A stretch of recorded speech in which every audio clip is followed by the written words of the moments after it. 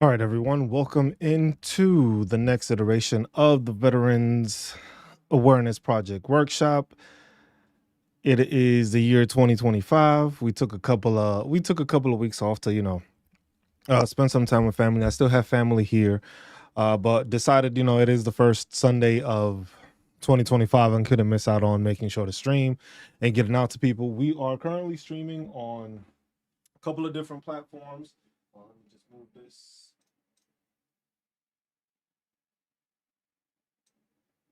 move this over.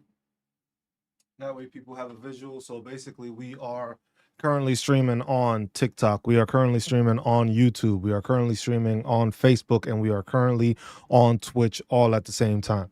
So this is basically a way that, hey, I may not be able to see all the chats all at once.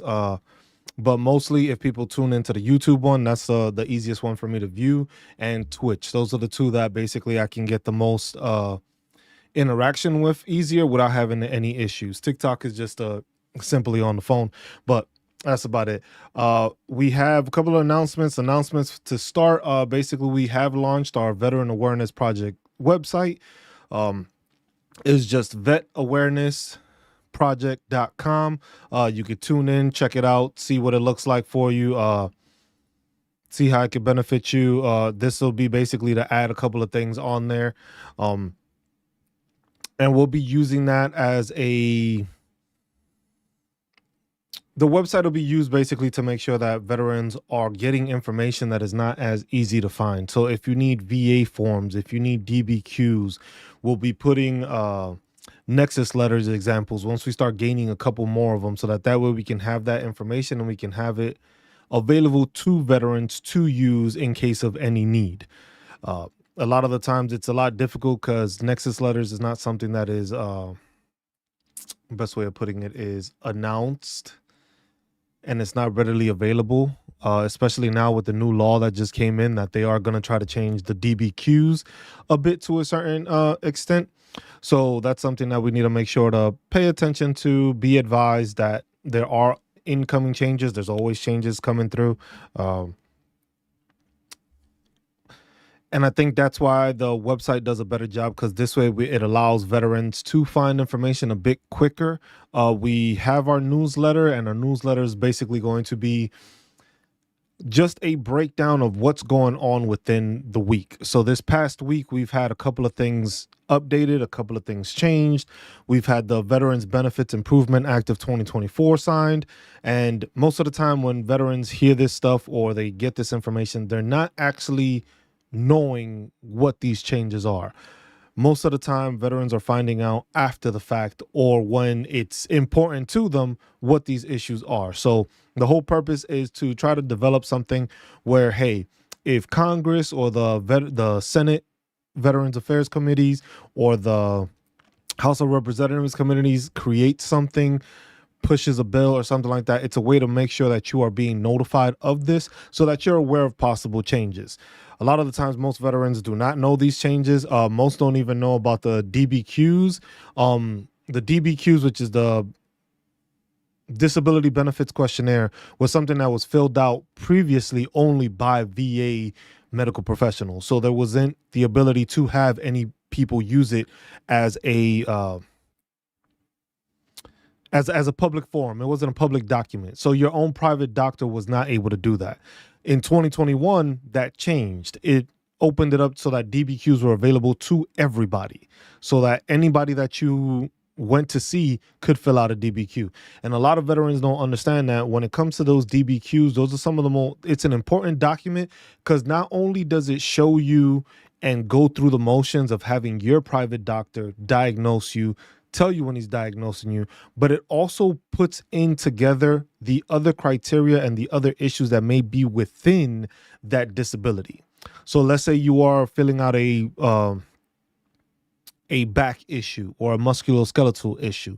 It'll give you a breakdown of all the different things that may be claimed. Now, I know a lot of times when we go to the doctor, we just say, hey, this hurts, or I got back issues, my upper back hurts, or my lower back, whatever the case may be.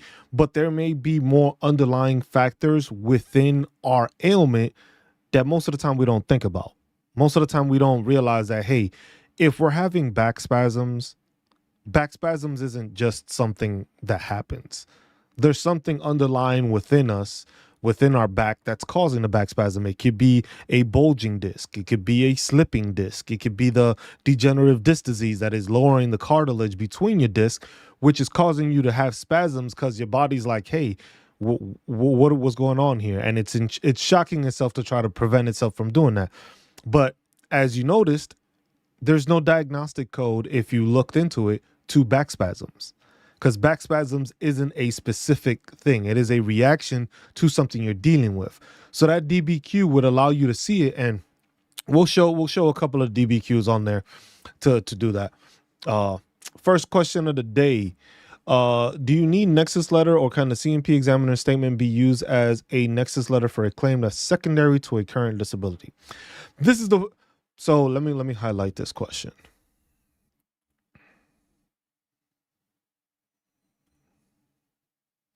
See if it pops up. Okay, so there's the question. Do you need nexus letter, or can the CMP examiner statement be used as a nexus letter for a claim that's secondary to a current disability? So this is kind of like a loaded question here, because you gotta think about it. Nexus letters are there to make a service connection or to connect a disability. Now, let's say you have a current disability that's already rated and already service connected. You are claiming a secondary. So you want to make sure you have that nexus letter, because the thing is you don't always, like, the one thing I always tell veterans, do not leave it up to the CMP examiner or to the VA rater to identify and make sure your claim is good. Your job is to make sure that without a doubt, you can hand this to that CMP examiner, to that VA rater, and they can look at it, read it, and be like, you know what? He has all the information he needs here. I don't got many questions. I just need to use this to see his range of motion, and that's it. Because the nexus letter is always best, because you are creating a diagnosis connection to that secondary. So yes, you have a service connected issue. That's the first issue, right?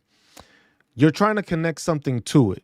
You want to have a medical professional fill that information out and put that document in there to say, yes, this is connected to this and was caused, and the words that they like to use, most likely than not, or more likely than not. They want to make sure that that medical provider is putting that information, saying, yes, this is that connection. Also, within the nexus letter, what a lot of people fail to do is like, hey, make sure you're providing this nexus letter to your provider. Make sure you have a template of what is going on to your provider. Do not just assume that they just know what a nexus letter is. We have like one example that we've been using, but it's a more general one, and we have examples of other ones that have been noticed, and sometimes you can even look them up. There's a lot of other websites that claim to have them and stuff like that. It's important to make sure you have what it is you're being diagnosed with, whether it's primary or a secondary issue. What's the problem? What's it causing? How is it affecting you?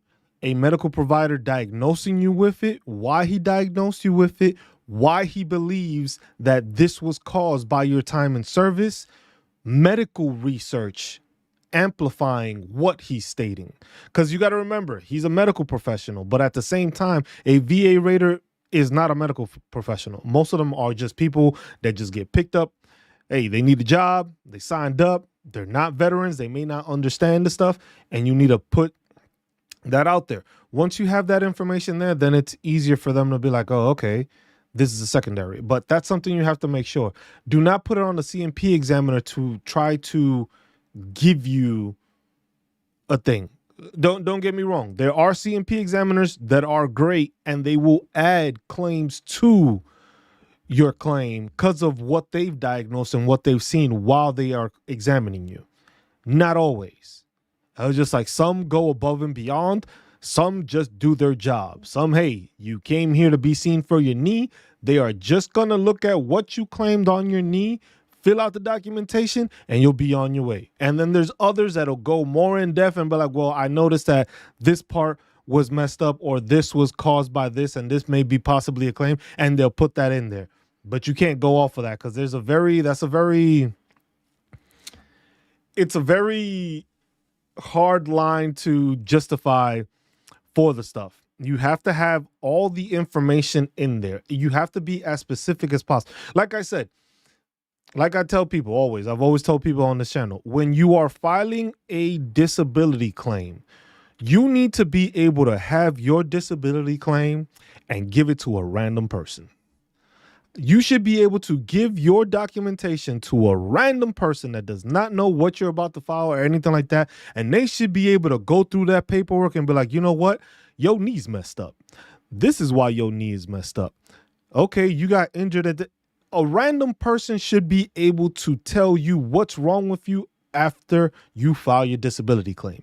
If you're looking at your own disability claim and you can't even believe you got the issues you're dealing with, that's a problem. Because that's when we fall into that problem of, hey, now you have to appeal. Now you have to find more evidence, even though you have all the evidence. The thing is you didn't populate it and properly document it and properly submit it. That I don't know what you're talking about. And it makes it a lot difficult for veterans. And then you got veterans like, hey, you could talk to many veterans and they'll be like, oh, I've been in this process for like 8 years, 9 years. There should be no reason why your disability claim is taking 7 to 8 years, because it's dealing with taxes. And then that's how a lot of these companies or other gurus want to charge you for this information. I do this for free. This is free information. You have the resources. They're all online. There's nothing here that is just like special. I'm not giving you information that is just like behind closed doors. All this information is available to you and it's visible for you to use. Just most veterans don't know how to use it. And then you have companies that take advantage of that. That's where it comes into what we were going to talk into today, which is the Veterans Benefits Improvement Act of 2024. So the biggest thing and the newest thing coming out now, which just got signed, I believe this was on the 23rd of December, it became law. And this is basically that the director or the secretary of Veteran Affairs, look, somebody just said it took 11 years to get some of my claims approved and I'm really good at claims. Look, let's get this also straight. It's not always the fact that they do make errors. You can still have a perfect claim and the VA rater can still jack that shit up. So keep that in mind.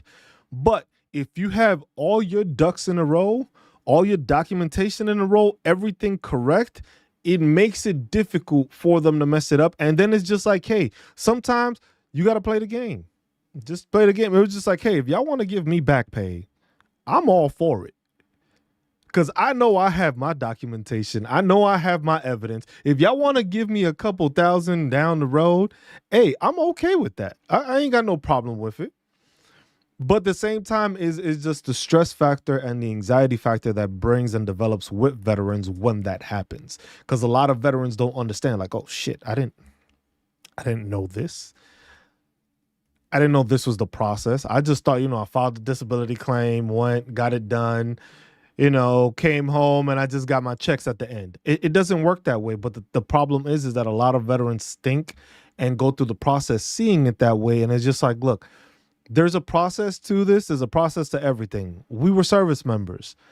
We understand, or we should understand, what the difficulties are. And the thing is just like, people don't understand that. It's just like, there's a lot of stuff. It was like, when you were in service, trust me, when you needed your money, how long did it take finance to fix your shit? But then when you owed money, you got that no pay due, or your check got taken out like this. They didn't even ask questions. They didn't even ask to see or verify, hey, you know what? Maybe you do owe this. No, it was literally, they just took your check. You know how many soldiers you had to deal with at times? It was just like no pay due. And you're just like, bro, what? I was like, how is this soldier supposed to live off? They're already getting this extra 10% or 15% raise, which I think is a great thing. I know a lot of people are salty about it. It was just like, bro, why? That's the problem. We got to stop being mad at each other for uplifting each other. It was like, if another veteran or a service member is getting more pay, bro, that means down the road we gonna get more pay. I was just like, that's how you have to start the increase. If they don't get an increase, why would they increase you?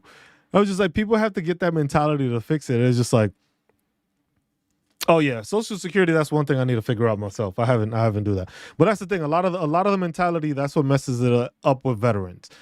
Same thing with service members. If you are mad at the fact that somebody else is making money, first off, grow the fuck up. Second, you just hindering yourself from making more money down the road. But most people don't look at it that way. It was just like, if we are getting increases, we are getting increases. Any benefit for veterans, whether it's changes or anything that benefit us, it not only benefits you, it benefits any future veterans. It benefits veterans that haven't even thought of joining the military yet. You got kids, some of your kids may want to join the military. Anything that we do now to fight for benefits, to fight for an increase, to fight for better facilities, stuff like that, that is only going to benefit all of us down the road. And that's where we need to start looking at it as veterans, just like, yeah, they're getting this pay. It's like, oh, junior enlisted. Junior enlisted do all the damn work. How you mad that you supervising, sitting around not doing anything, and the person that's doing all the work, that usually is the one that gets their bodies messed up more, you mad at?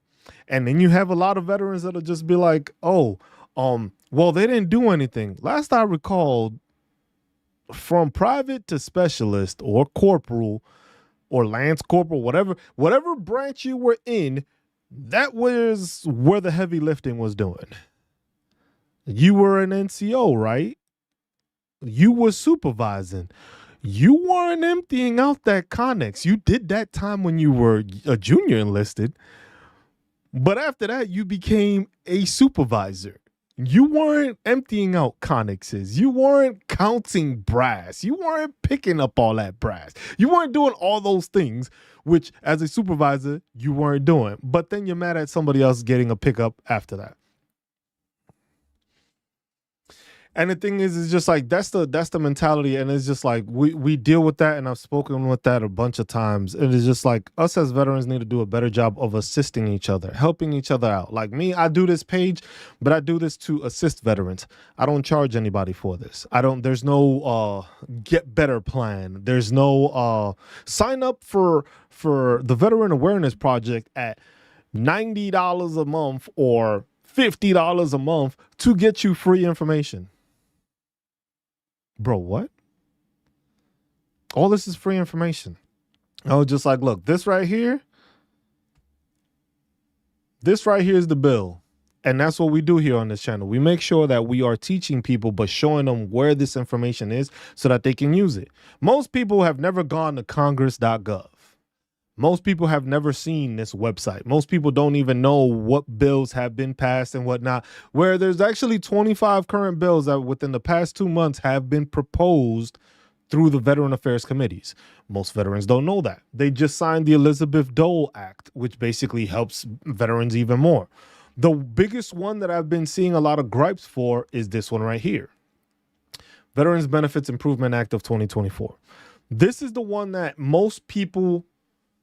Well, I'm not going to say it as most people. I'm going to say it as a lot of these companies or a lot of these channels are the ones that are going into it and are saying, oh my God, they're going to take away the DBQs. They're going to get rid of the DBQs and this and that. And people, what they fail to realize is just like, I saw this on another channel and I commented on her channel also.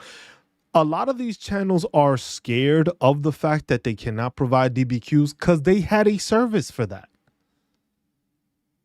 Notice how a lot of them have their own medical doctors that fill out nexus letters or fill out DBQs. Now, if you remove the ability for these companies or these entities to prey and, take advantage of veterans, saying, hey, we will give you a DBQ for X amount of dollars. Now it's like, hey, the VA is going to decide this is a facility within us or somebody contracted through us that they can fill this out. Why? Because a lot of veterans want to act the fool and don't want to make it seem like they're not going through the system. But then they complain about it. You got to remember, all these veterans are filing disability claims, right? All of y'all got the same fucking doctor. Your same doctor diagnosed you with so many damn things, and they did the same for everybody else. If they're filling out a DBQ, which they are filling it out for everybody else, it starts to become kind of questionable.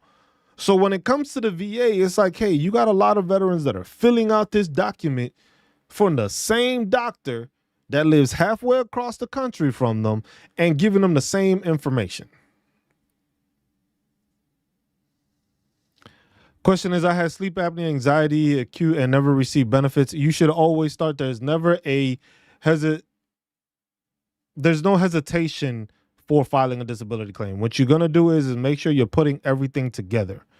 Put your documentation together. Get diagnosis. Get all the stuff you need. Get DBQs, nexus letters. Put all that stuff together and put it so that you can start preparing to file a claim. There is no time limit as to when you can file a disability claim. There is the intent to file date, which that would be your effective date.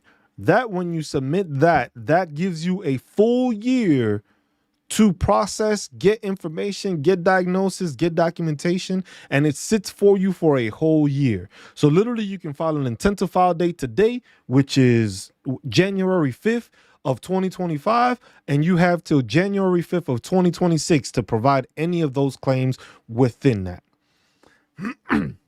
So that's what you want to do. And yes, they pray for the DBQs because you know why? The thing is look, that's why I have the Veteran Awareness Project website, which give me a second. We'll bring this up. This is our official website. This is the official website. Has everything here. And look, you go to resources. It gives you VA forms, disability benefit questionnaires, which is what we're speaking on right now. And it gives you government representation. So within this, you could just click here, disability benefit questionnaires, and I have every single DBQ available for you to download.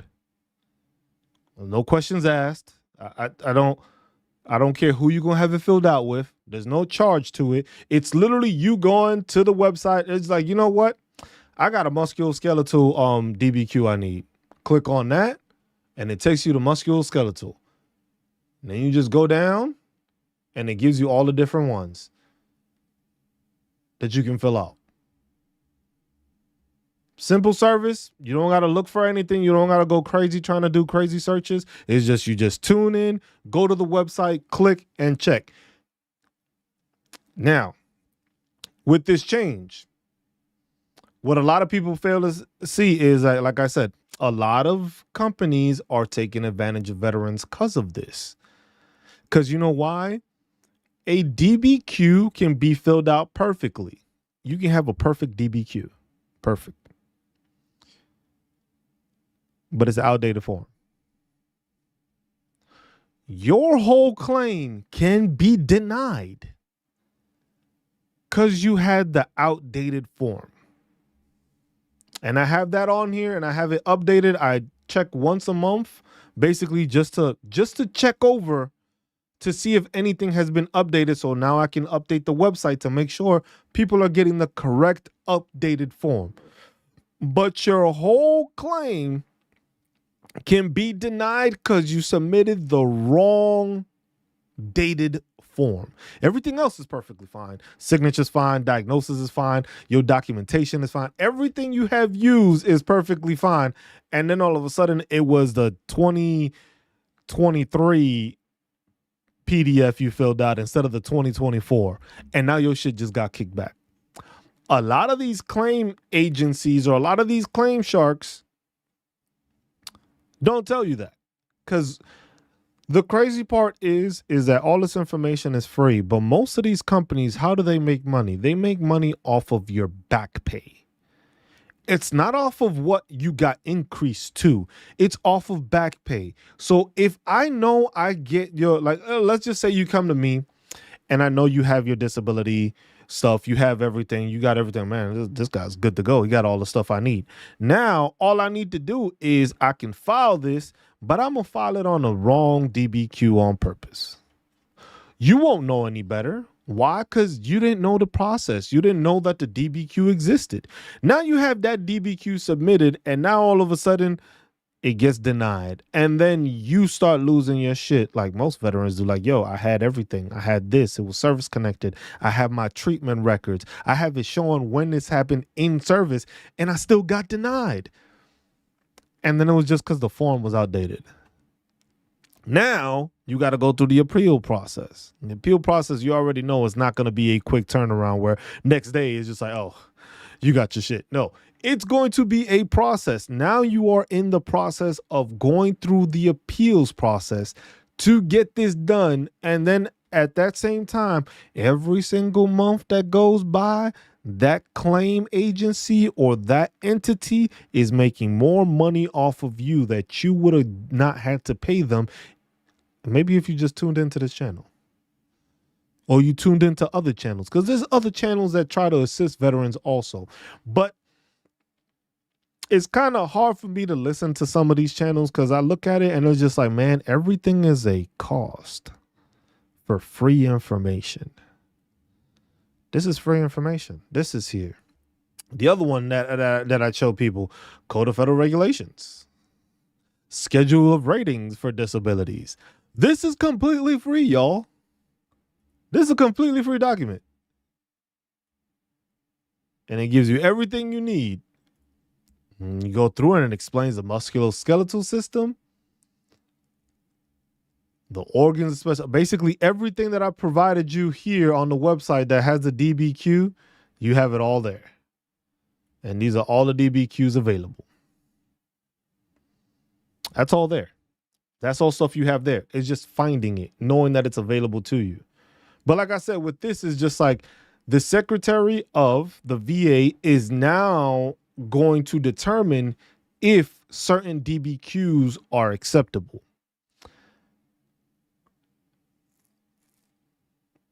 And everybody is freaking out about it. Like, oh man, they're just getting rid of DB. They are not getting rid of all the DBQs. They are getting rid of specific ones that it seems people are taking advantage of. Not that they're using to actually help a system, but I can assist if anyone asks you about burial worked for. Thank you, Natalie. I appreciate that. Just like, hey, if you tune in, you'll become a resource on this channel too. It was just like, start your own channel. We'll do joint channel stuff. That was just like, that's the thing, is working together with veterans. And that's what I want to do, is work with veterans. Like, hey, if you have knowledge in something, let's get together, set something up so we can have conversations on this to educate veterans. It's not to try to scheme veterans. It's not to try to take money. Because trust me, for the stuff I've helped and the stuff I teach people, I could charge a good amount of money for this, because I've gotten plenty of people to 100% P&T, and that's without any extra shit. The amount of friends I've gotten to 100% P&T, and I didn't charge them. I just told them, like, look, this is what you got. Let me know what you got. Let me know what you're dealing with. Do this, do this, do this, do that. They file, boom, first time goes. I could be charging the hell out of people for that, but why when it's free information? This is information that's out there. I'm not here to scheme people. I'm not here to fraud the system. I'm here to educate you on how you can benefit yourself, which is not only the compensation, because that's where a lot of veterans just fail to realize also.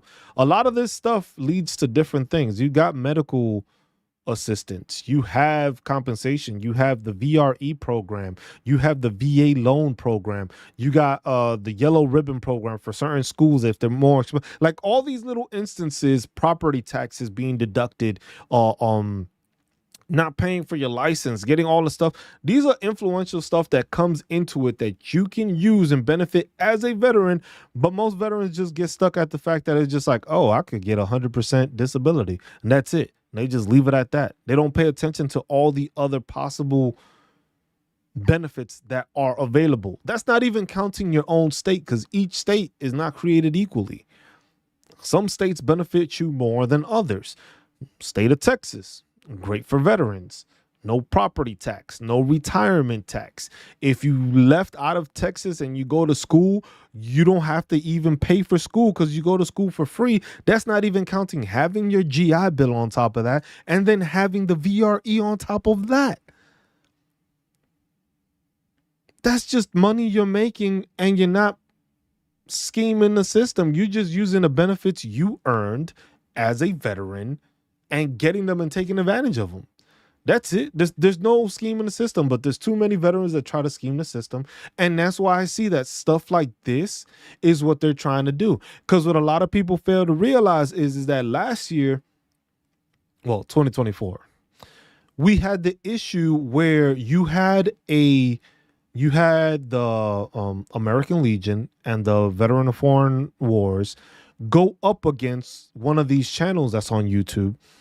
I believe it's the VA Claims Insider, where they went against them because they were preying and taking advantage of veterans. And they're not the only ones that do that.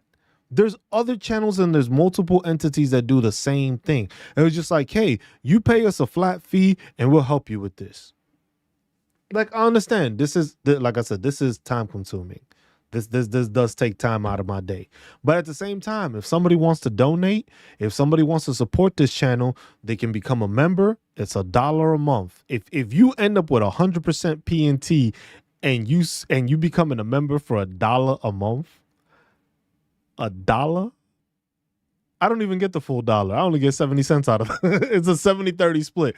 Or you can go to the website and there's a donation page on there. You could donate through there. That's how you support this channel. But I'm not charging you a fee. I'm not asking for that. This is just information that's out there that just needs to be taught to veterans. It just needs to be highlighted, needs to be showcased. These are instances of stuff that's there that people don't know. See, it was like report on this. This is a part that people missed out on. So I want to read this one. Report on supporting governmental veteran service officers who prepare, present, and prosecute benefits claims before Department of Veteran Affairs. See, look at that. Yo, Chris, thank you, my man. With the $20 donation, my man just got approved for 100% PNT. I see that's the feel good part about it. That's the feel good part about it when you do these streams, is knowing that you are assisting people and people are getting help. I didn't charge this person anything. Chris, I'm so happy to hear that you made it to 100% PNT. I was just like, you don't have to. This is something that is just like knowledge. It's just like, why are we withholding knowledge from other veterans? I was just like, now Chris can take care of himself. Now he has the compensation to do it. Now this opens up different programs and different options for him and his family. I don't see why I would have to try to get you to do so. No, this is something that, hey, has benefited people and is just information. It's free information. It's just, you got to do the work for it. You got to do the research. You got to look into it. You are your best advocate. You know your information and you know your stuff better than anybody else does. Nobody else knows what you're going through. Nobody else knows the back pain. Nobody else knows what you're dealing with. Nobody else knows how it affects your day. Nobody else, or most people, don't even talk about how it affects their families. This isn't a one person thing. It was just like one issue affects the rest of your family.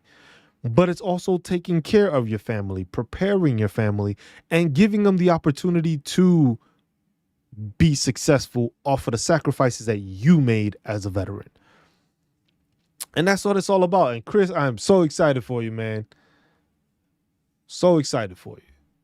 And it's just like, that's what it is. It's just like, you can find all this information. All this is available to you. This stuff that I'm showing here is available. I was just like reporting on reporting. Why? Because the VA and Congress is now trying to make it a bigger thing. Like, hey, we need to figure out what is going on, and we need to figure out how to assist our VSOs. Yeah, documentation and evidence is the key. Like I said, once you have the stuff to do that, there you go. See, look, another one. Just finished my MEB process and I'm 100% PNT. That's all it is. That's all it is. It's getting this information out to veterans and helping them with their benefits. Because the thing is just getting to 100% PNT is not the end road. That's not where it ends. That's where it starts.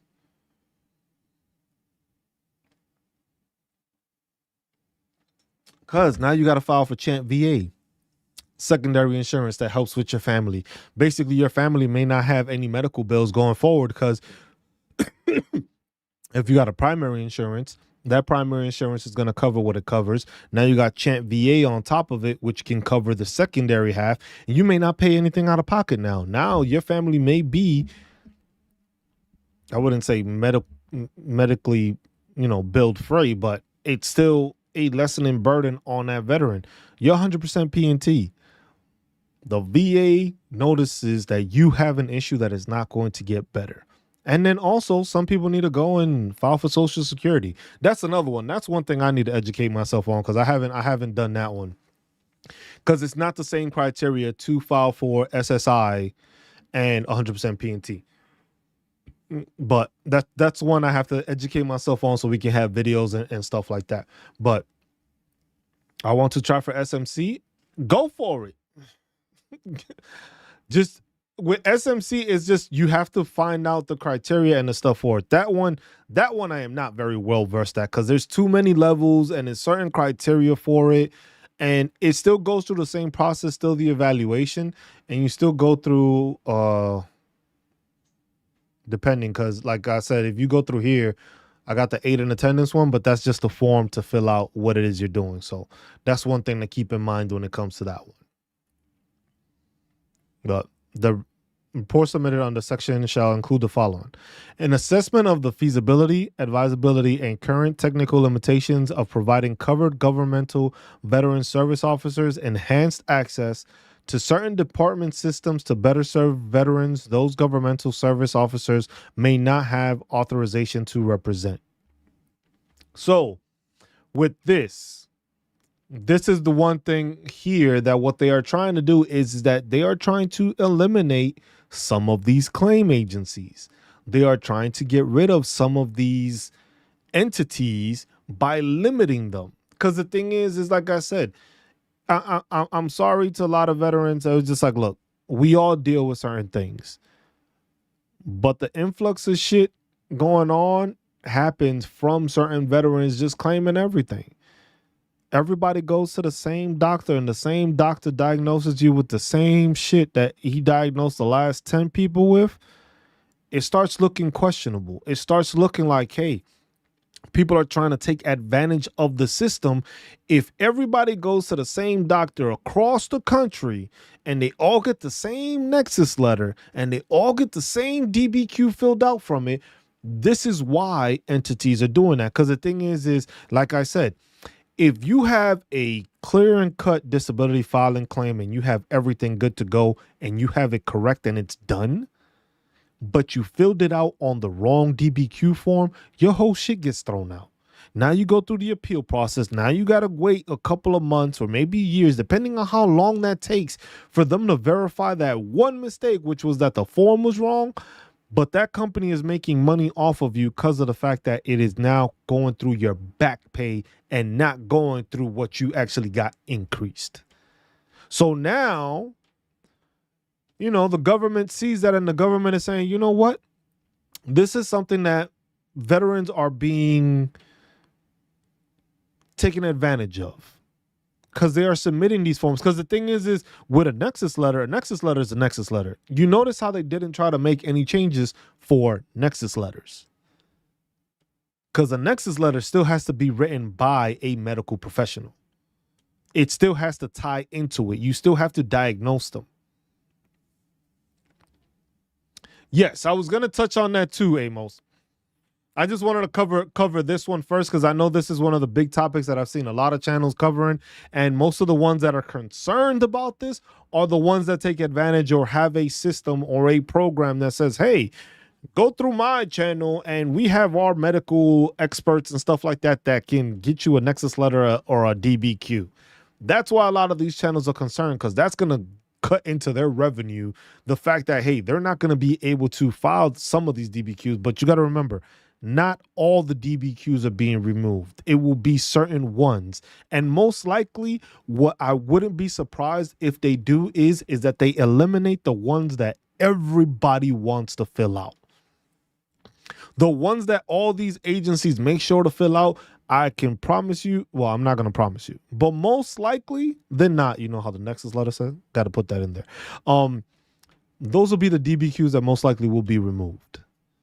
And leave it for those DBQs that are the ones that are, the ones that aren't used as much, the ones that are more specific, like, go to the top here. Just like you have all of these and they have them for all these specific things, but musculoskeletal stuff may be removed. Psychological stuff, unless because you got to get evaluated by mental health by the VA anyway. They might want to remove that. But at the same time, what people fail to realize is if you have your Nexus letter and you have your documentation, it will be the orthopedics. Oh, okay. I did not know that. See, so the orthopedics. So it's like certain stuff will be removed. And now it's going to be on the VA to make sure, like, hey, this is who is going to do it. We are going to manage these. The rest, yeah, anybody else can fill them out. But at the same time, if you can get a DBQ filled out, that means you can get a Nexus letter filled out. But at the same time, if you're just trying to combine stuff, because you got to remember, everybody loves their secondaries. It's the primary. And with me personally, I think people just need to make sure, hey, what we're doing is make sure you get service connected. Make sure you get service connected. Could Trump stop funding? No, that's not going to happen. They're not going to. That's the other thing. A lot of people are just concerned with, yes, there may be changes with funding and stuff like that. There's going to be changes with funding, but this also goes into those changes. Gabriel, morning.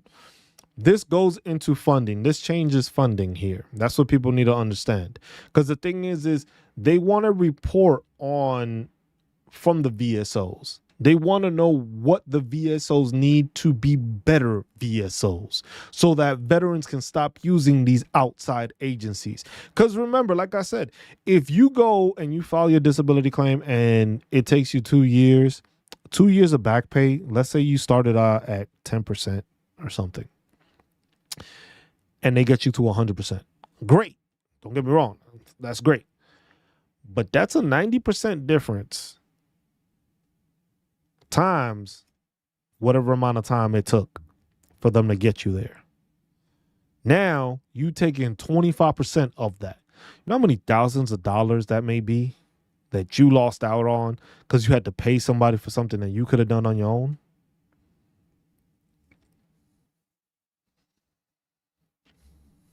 From the Rio Grande Valley, deep South Texas. Hey, I hope everybody's staying warm too, man. We got a crazy snow. I got crazy snow coming down right now. Hoping everybody's staying warm, staying comfortable. Don't go outside unless you really, really need to, because this weather right now, if this goes out, I lost power. Let's just put it like that. If this goes out, I lost power. But yeah, that's what it is with this one. Now, the other one I touched on, give me a second. We're gonna talk about the GI Bill changes. Give me 1 second so I can find the video I posted on this, because I have the link in there. Because I actually got this on an email. So this is what I received. So now we're switching over to the information about. Question was, does every veteran get VA benefits? Every veteran is entitled to VA benefits. Now, the different benefits, it depends, because there's a broad spectrum of benefits. There's educational benefits. There's medical benefits. There's property tax exemption benefits. There's license plates, automobile allowances, clothing allowances, depending on what it reminds me of time of Syracuse for. Oof.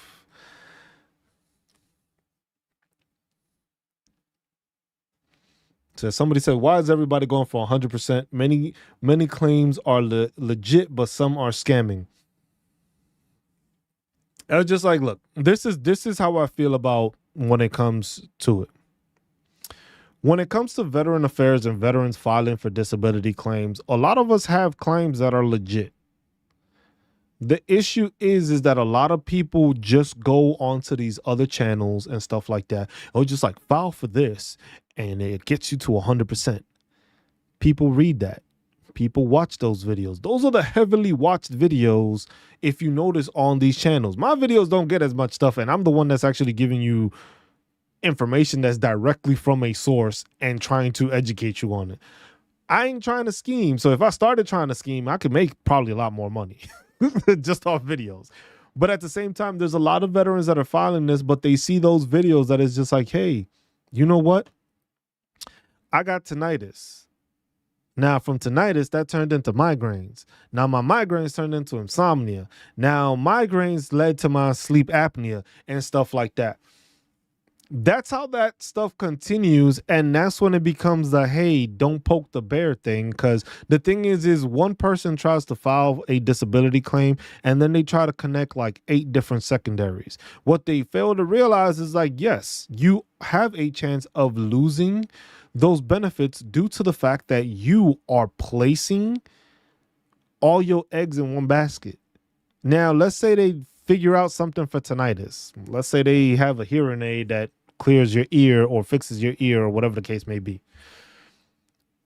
If your tinnitus is better, that means your migraine ain't as bad. That means your insomnia isn't as bad. That means your sleep apnea isn't as bad. So now you just went from having everything connected to that and you lose out on that. A lot of veterans do that. They try to file for everything. And then when you have certain entities in these companies that'll just be like, you know what? Sign up through our program and we will help you file. You can go through our medical professionals and we'll get you a Nexus letter. We'll write you that DBQ and we'll do all these diagnoses and all that stuff. And it's just like, it's tempting. But at the same time, there's other benefits that people could take advantage of that they don't.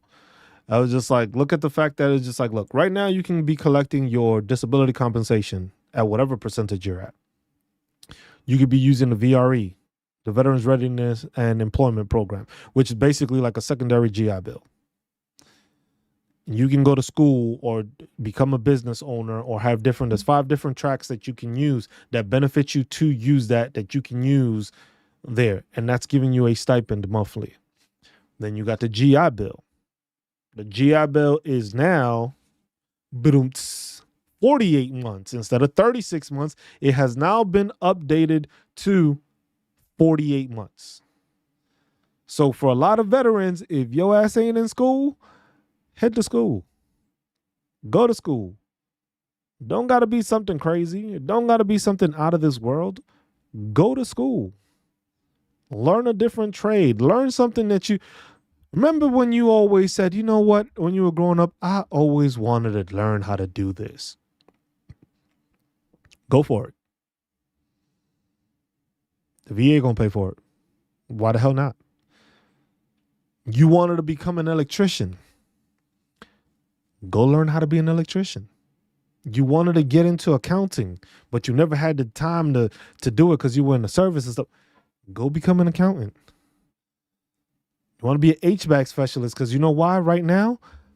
You building or you into real estate and you want to make sure that your housing and your HVAC systems and the houses you're purchasing and stuff like that are good to go. There's no age limit. Okay, real. You could be 67. Look, I'll tell you this much. I am going to be graduating with my master's degree in May. When I did my commencement thing for like the classes and stuff like that, there was a 74-year-old man sitting all the way up top in the back. Talk about, I'm going back to school for what was it that he said? I think it was like computer science or some shit. And I'm like, bro, what? Hey, look, sonogram specialist. Something simple. You can become a X-ray tech. What kind of education benefits are available for veterans that are 100% PNT? Chris, what you want to make sure you're looking at is, hold on, let's highlight this. So this is the question. What kind of education benefits are available for veterans that are 100% PNT? So with that, you got to keep in mind you have the DEA, which if you have a family, is the Dependent Education Assistance Program. So if you have family that are, college age, or even if your spouse wants to go, they can receive a monthly stipend, which is right now currently at $1,500 when they are fully enrolled into a school. So they will receive a $1,500 tax-free check every month while they're enrolled in school. Same thing, and you can have that with your wife, your spouse, your kids, all at the same time, and do that. What you also need to look into when it comes to education benefits is also your state. Because certain states, like I said, not created equal, but certain states have different opportunities for veterans because they're 100% PNT. Some of it is for dependents, some of it is for the veterans. Some of it is just information that is just like, hey, you go to one of our schools, you don't pay for anything because you're 100% PNT and you came from the state. So each state has it differently. But most of the biggest things is like the GI Bill, you've earned that already. But the DEA benefits, that's something you can use. The VRE program, you can use that regardless. You don't have to be 100% PNT. That's something you can use also. But the biggest thing when it comes to the education programs is your state. Your state can provide you so many more resources because it's the state deciding, you know what, we're going to help this service member out. The federal is going to cover everything. Yo, Cam, Happy New Year to you too, my man. But that's something that people need to realize. That's the information that needs to be put out there, and that'll be something that on the website we're gonna add this to the resources. This resources tab is like if you click on it. Hold on, let me remove this real quick. So there's the resources tab on the page. Resources. It has the VA forms, the DBQs. Veteran organizations, that's something I'm working on to make sure that people are aware of all the different organizations. State benefits. This one is going to take me a while because it's going to be literally filling out all the information for that. So whatever state you're from, you'll have the information to go and see, okay, I'm from Texas. What does Texas provide me? Okay, Texas provides me this, and that. Veteran affairs links, the congressional representation. It's literally, you want to know who your senators are? You want to know who your representatives are? Here you go. I got their website. I got their contact information. I have their Facebook channels, and I got all their Twitters. So literally, if you are looking for somebody that represents you in your state, this is a reason and an easy way to contact them. When you need to send them, you want to send them an email, it's just like, hey, why is this being changed? Or why are y'all proposing this or something like that? And they're part of your state. There you go. You can reach out to them now and just have it that way, because that's a lot of the changes. This bill here, Senator John Tester from Montana.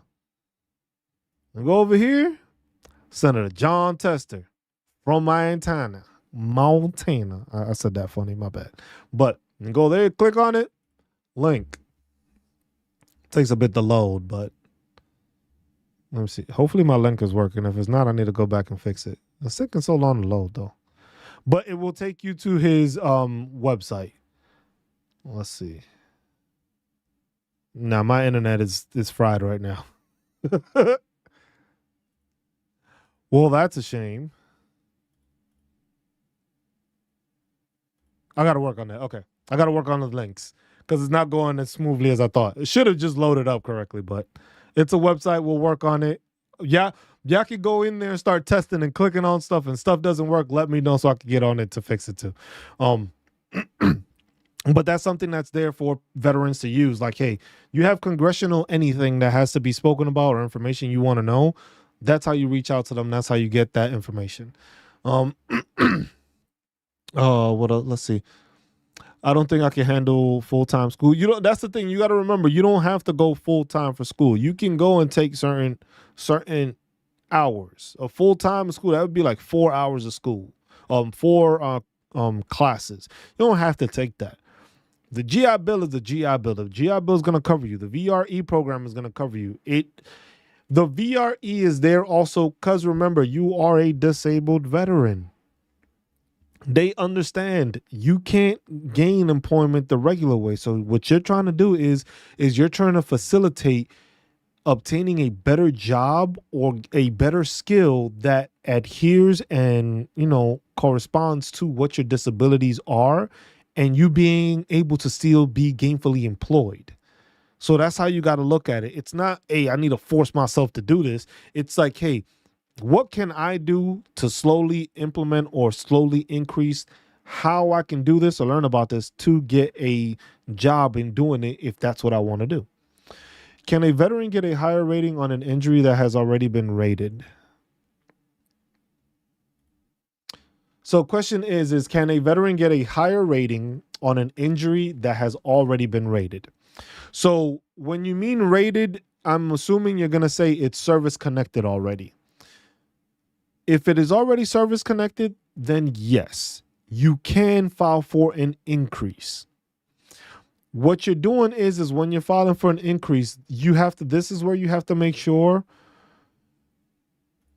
to check what it is. Whatever your disability is, whatever the rating is that you have on it, this is where you have to check. Go into it and basically check what it is you have. So let's say it's a musculoskeletal issue. You can go and check it.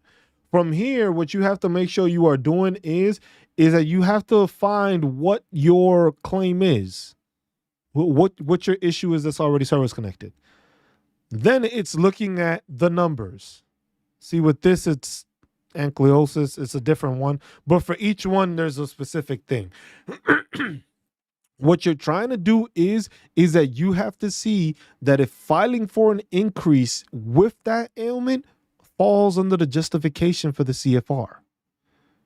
Because the thing is you may have like certain, not every issue, not every disability claim, not every rating can get you 100% or get you a higher claim. Once you file for certain things, that's the max you can get.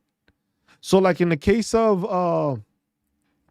let's say migraines, the highest rating you can get is 50. Unless it's 100, and that's not good at all. That's more stuff. But it was just like, where can you find that info? Hold on, let me see if I just did this.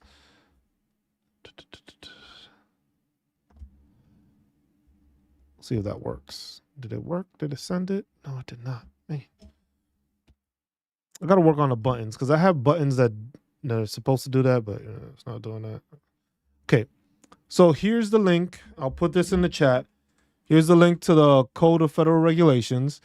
You can click on that. And basically from there, that's the document that is basically the CFR Title 38, Chapter 1, Part 4, which is a schedule of ratings. This is where you go to see what your ratings are. This is where you can see what you got diagnosed with, what information is there, what pertains to it. Now, from here, once you find what it is you've already been rated for, you are going to see what other percentages there are for it. Then from there, you have to see, do you fit those increases? In the case of mental health, which is no problem. Mental health disorders, it's clear cut that these are the ratings. It's 100, 0 to 10, to 100 basically. So now when you have that, it's just like, hey, you may be at a 30. So right now you might be at 30%, which is basically occupational and social impairment with occasional decrease in work efficiency and intermittent periods of inability to perform occupational tasks. Now, if you're going to file for an increase on mental health, you would go and see level 50. What's the difference between these? Do I fit that criteria? Is the changes affecting me that much that I warrant being leveled up. Because you got to remember also, when you get your ratings document, it'll tell you why you were at this rating and why you weren't put at the next one. If it's worsened or stuff like that, this is basically, I don't like to say a cheat sheet, but it's basically a cheat sheet that lets you know and lets you be aware of, hey, I'm at this percentage. This is the percentage I'm at. This is where I need to get to. This is how I'm able to see where I'm at, basically, is the best way of putting it. And that's what you want to do, and that's how you want to look at it. Whenever it comes to filing for increases, which is the bigger thing that most people fail to do, a lot of people just want to make sure to connect all these extra issues, all these extra items that are being added on. And people forget to realize, if you're already service connected and stuff, you can file for increases to things that are worsening. You don't need a Nexus letter for that. You already have it service connected. The VA has already acknowledged that this is something that was caused by service. Now, if it's getting worse, it's you filing for that increase to increase. Like, you know what? Okay, this person has gotten worse. This issue is progressively getting worse. According to the CFR, he now falls under that 40% rate instead of the 30% rate. So that can be a 10% increase. And you got to remember, as we get older, our bodies ain't getting any younger. Our bodies are becoming more fragile. So more issues can develop down the road, and you can file for increases like that. And that's without even worry about secondaries. You can boost up your claim with increases first and then worry about the secondaries. Because the increases are easier for them to justify, because it's like, we already know you hurt. We already gave you a rating. Now it's, okay, this has gotten worse. Here's a quick increase. It's not going to take as long. Now, you still go through the problems where you may get denied. You may get issues with it. But like I said, if you have documentation showing that it's gotten worse, you can have your medical evidence, your physical therapy, your whatever the case may be, showing that it's gotten worse. And when you go and do that C&P exam and they go to examine it and your range of motion is lessened or these issues have arisen, that helps show that. And now you get an increase. You didn't have to go through anything crazy because you already have your information. And especially if you're already going to be seen through the VA probably has that noted. And then you can just get your C file, get your medical information and documentation that you've gotten through the VA, and that can help clarify, like, look, it's gotten worse. File for an increase, and that's it. And then it's not the extra stuff. It's not as many steps. It's still something you got to get through, but it's not as many steps to obtain doing that.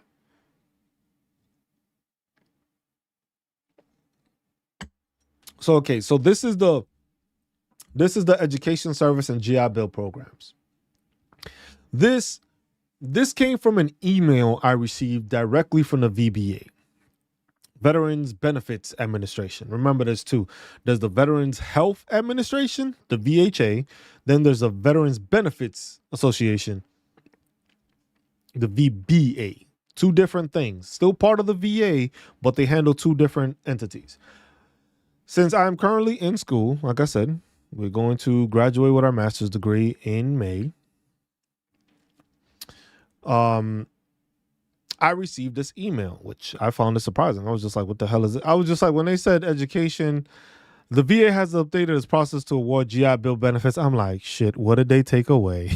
That was the first thing. It was like the VA contacted me. What did I lose? What do I have to refile? That's always like the dreaded thing dealing with the military. It's just like, man, y'all contacted me. This can't be good. Thank you, Robert. Thank you. Roberto, thank you.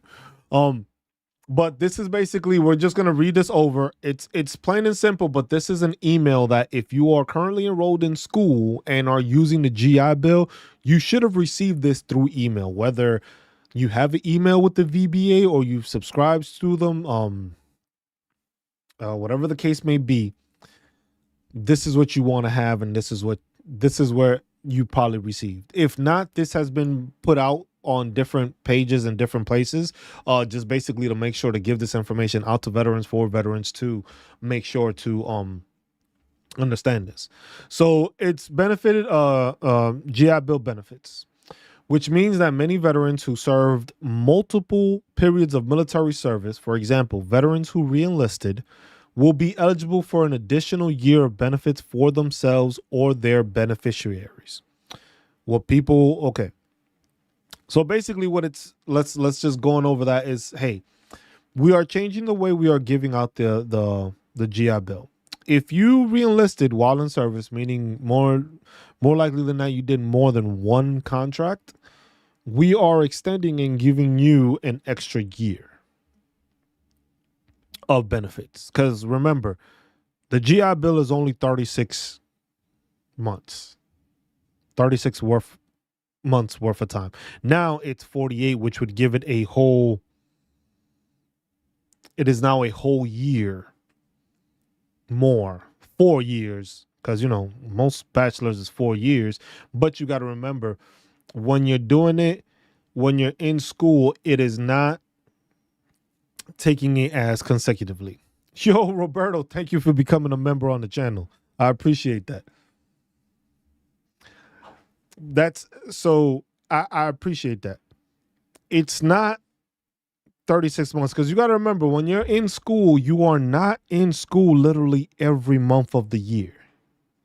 So like right now, end of December, middle of December, took my finals.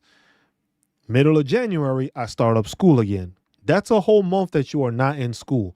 That does not count towards your GI Bill being taken away.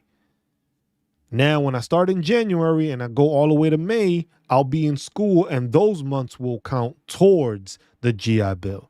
But then summer and all that stuff, I'm gonna still be left over. So it's 36 months worth of it, but you are not in school for 36 months completely. Now it's going to be 48 months, which extends your time, which for most service members, most veterans, you should be able to do a 4-year degree with no problem and probably still have something left over. But keep in mind, you don't want to do that. You want to use the VRE program first. Oh, Chris, if you're still in here, 100% P&T. If you have loans, if you have school loans, and you are planning to go back to school, you can defer them. If you are become 100% P&T first school, Roberto with the 10 jewels, appreciate you. That's the first thing I think that's the first jewels I've ever gotten. That's, I know they were talking about it. That's the first time I've ever gotten. Appreciate you, Roberto, and appreciate you joining in as a member. So that's one thing to keep in mind there. Damn, I lost my train of thought. She threw me off with the jewels. Oh yeah, for Chris. Once you become 100% P&T, your school loans get removed. They get forgiven. So if you don't want that to happen, and most people probably be like, why the hell wouldn't I want my school loans removed? I don't like working the system, but sometimes you got to work the system. If you are currently a veteran right now that has just become 100% P&T and you have school loans, you can have these school loans, but you still plan on going to school.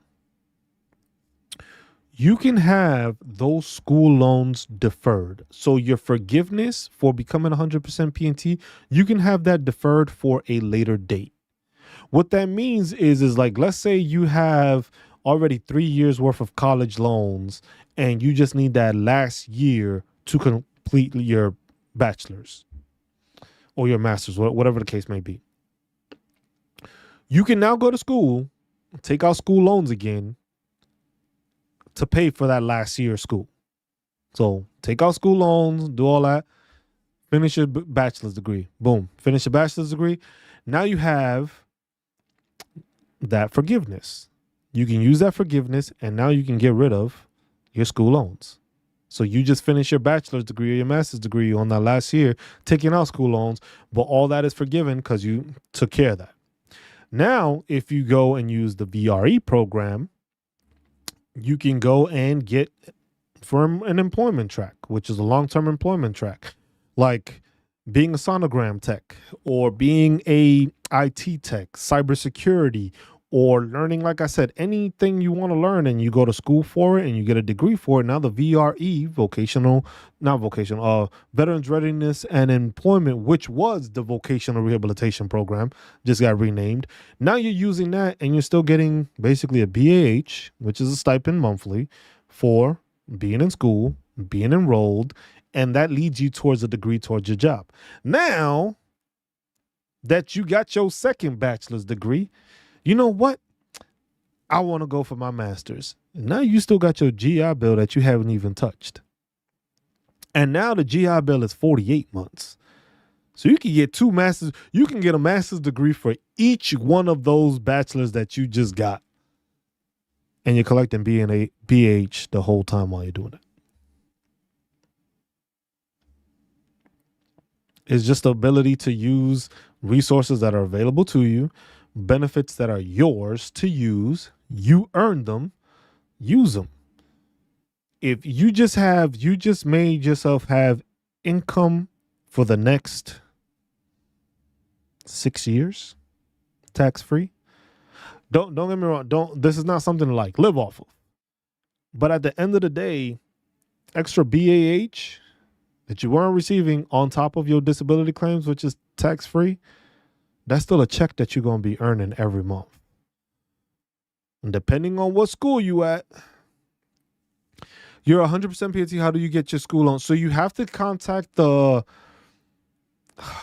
forget what the entity is.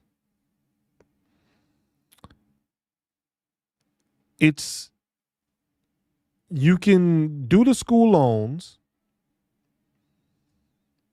You get them deferred. You have to contact your school agency. So the whoever is servicing your loans, you have to contact them, because once you become 100% PNT, it is like an automatic thing that they do. So you have to contact them in order for it to be deferred, because otherwise to them, you are going to get your loans forgiven because you became 100% PNT. They see it as, look, you served this country, you are 100% PNT. We know you're not going to be working as much as you can because of the fact that you have all these disabilities, and the VA recognizes that and the military recognizes that. So do it this way. So you can defer, but you have to reach out to them so that way they can defer it. Something like that. I can't remember. I think it's Nelnet. It may be Nelnet. But you have to contact them as soon as you can to let them know, like, hey, you would like to have your school loans deferred. Because the thing is it takes some time. Because basically, once you become 100% PNT, the VA ends up sending that information, or they end up searching that information and realizing, oh, this service member is 100% PNT. We're going to go and cancel all this stuff. Mine's got canceled. I was happy. I was using the GI Bill now, which is what I'm using. But another thing with that, 100% permanent in total. That's what the PNT stands for.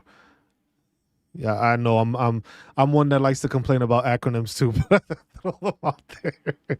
Tomorrow moment, I work as a peer support for Volunteers of America nonprofit to keep my veterans informed. Roberto, there's tons of entities. Like I'm here. I try to just answer questions as best I can as they come up. Veterans ask. I try to give them information. I try to show them where it is on a legit site, on the VA.gov site and stuff like that. But it's a lot of information on there. There's a lot of info out in the internet. There's the VA. Look, VA.gov is a great site, but that shit is overwhelming. It has way too much information in way too many locations where you can never find exactly what the hell you need without clicking for like 8 days. So it's overwhelming, but that's why I say like that. Like I said, with this, like I said, you get your stuff. You can get your stuff deferred. You can get your loans deferred. And then you can still go to school. You go to school and you still do it that way. Like I said, you use the VRE program. You use your GI Bill. That's almost like 6, 7, 8 years of school that you can do, or more if you become 100% PNT and you defer those school loans. Literally, you can just go to school and pay for it through loans, and then have the deferment wait till after you complete that. Have your loans wiped out. Now you just got that degree. You got the VRE, which is get you a second degree. And you got the GI Bill, which can get you a third degree. Now you going into the workforce, no matter how long you've been in the service or how long you've been out, and you can go and get this. And now you obtain yourself and you are a better marketable employee. You may not have all the experience, but at the same time, how many people go into it and say, you know what? I got 3 degrees and I'm applying for this job. You're an RN. I would like to be a nurse practitioner. If you are a veteran, Miss Davis, what you want to do is you want to reach out to the the VRE program, the Veteran Readiness and Employment Program, and you want to reach out to them and talk to a counselor and see what it is. Because you're already in the field, but the thing is this is also to help benefit you and enhance your capabilities. So if you are going to be a better capable veteran because you get a degree now in that same field, that makes you more, exclusive. So that's something that the VRE will help you with. But you have to go through that program, and they have questions and certain specifications that you have to meet in order to do that. So that's something you want to go through them to find the viable information. But yeah, that's information that's there. And like I said, check out the website as we keep going. This website is going to keep on being updated. It's keep on growing. It's going to be more information on there, like the state benefits and stuff like that. And as you do that, it's just vetawarenessproject.com. I'll put this in the thing too.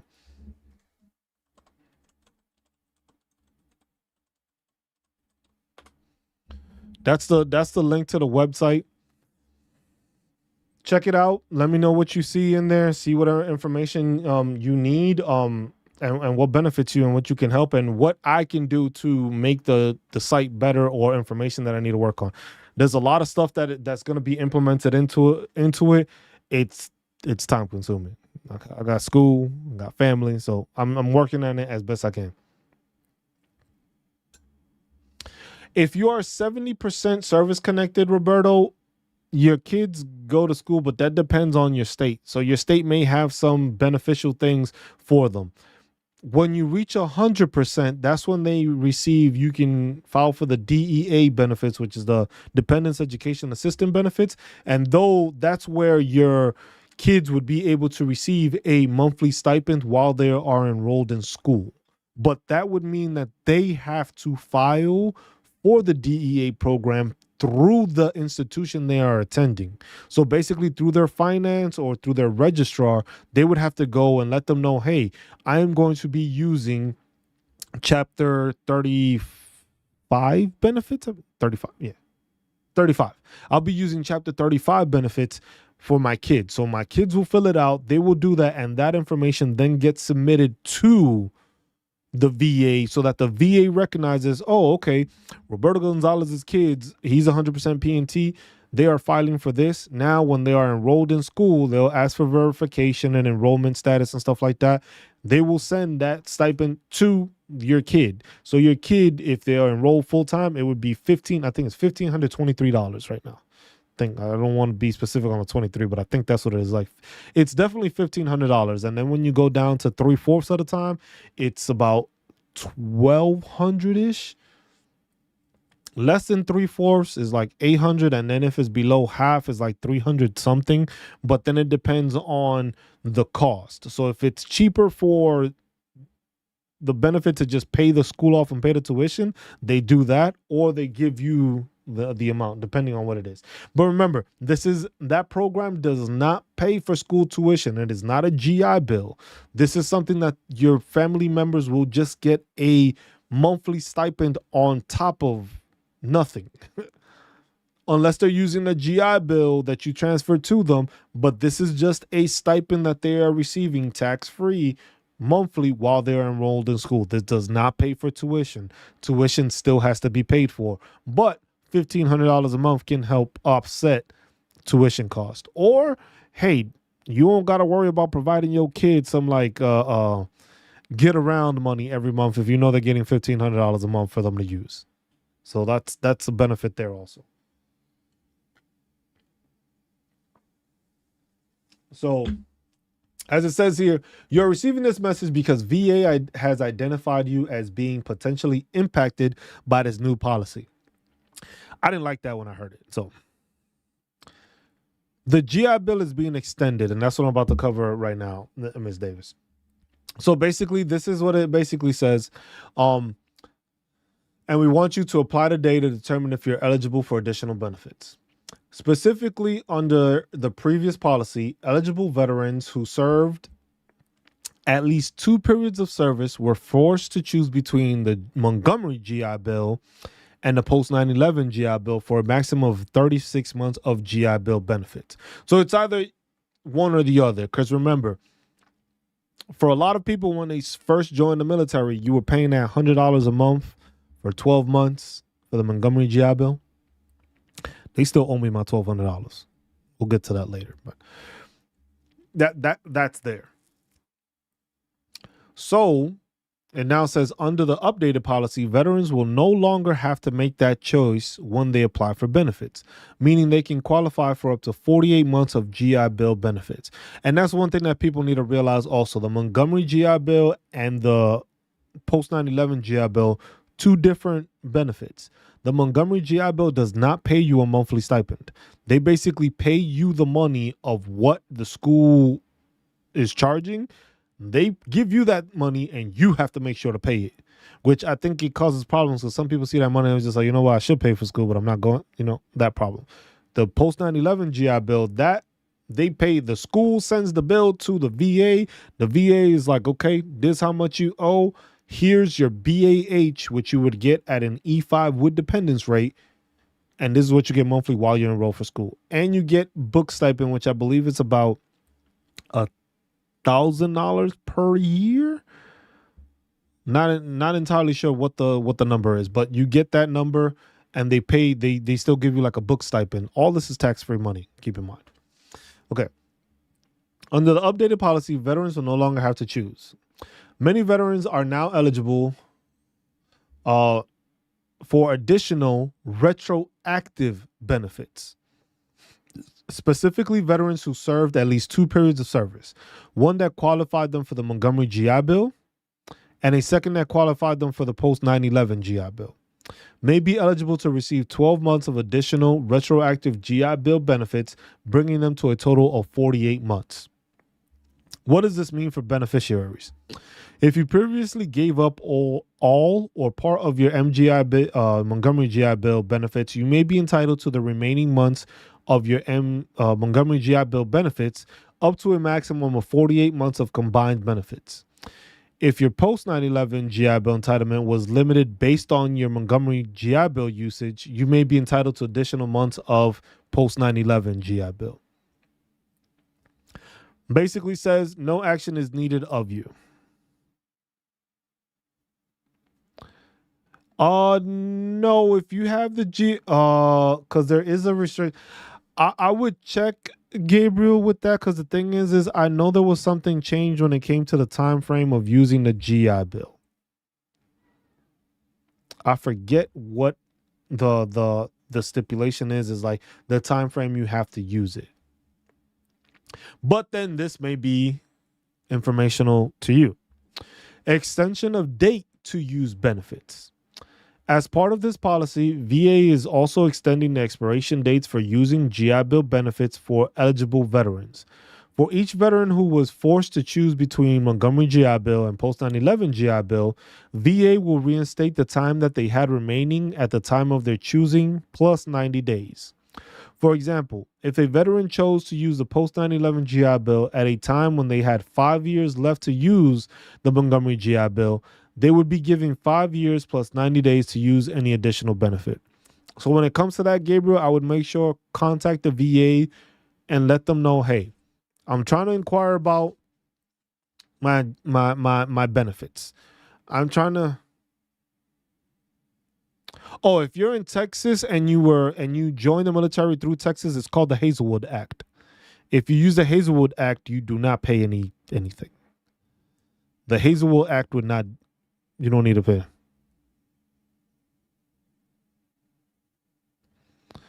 That's why I'm not sure.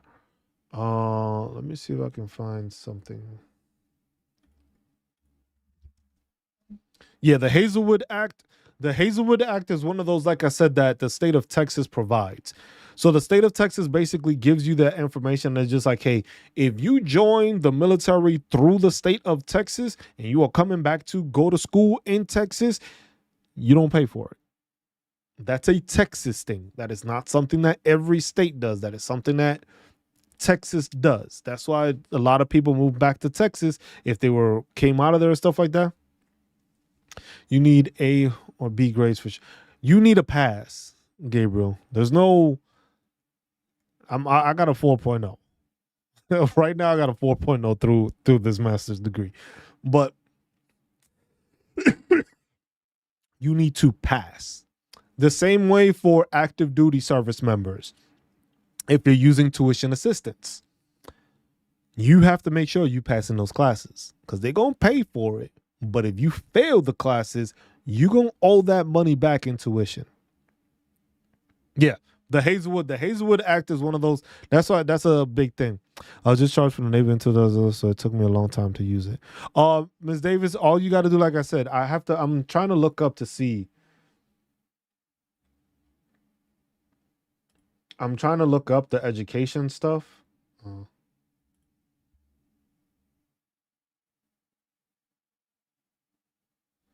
Okay, so this is what I found real quick. So this is on the va.gov site. GI Bill and other education benefit eligibility. So if you're an active duty service member or a veteran, a member of the National Guard, a qualified survivor, you may be eligible for the GI Bill. So the post 9/11 GI Bill eligibility information.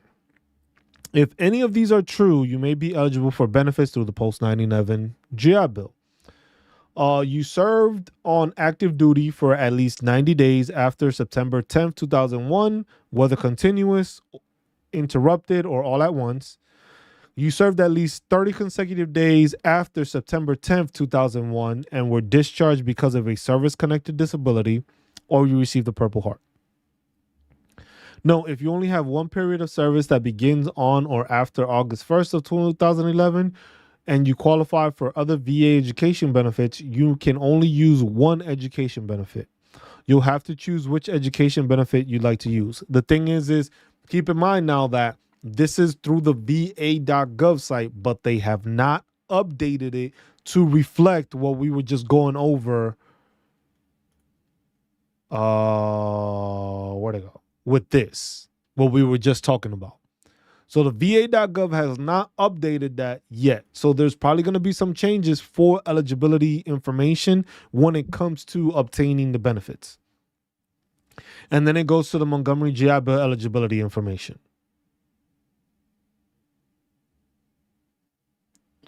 Can I get other?